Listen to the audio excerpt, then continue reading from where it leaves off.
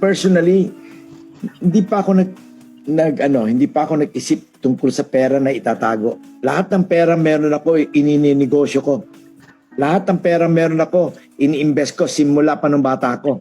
I've never tried to keep money in the bank.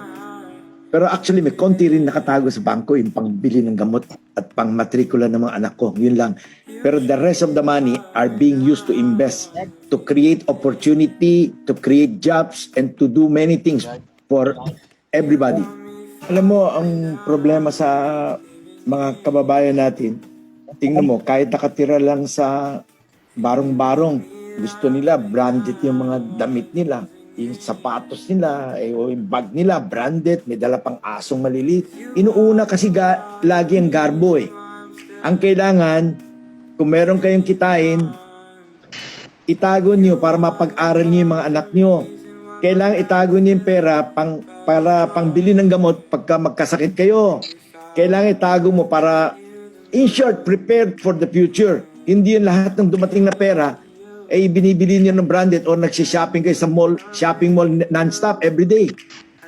Kumbaga, kailangan paghalagaan niyo yung mga kinikita niyo para you save it for the rainy days. Actually, sa totoo niyan, bata pa lang itong mga batang to, mga anak ko, beginning, let's say, 2-3 years old, kinakausap ko na lagi yan, lagi kong kasama yan.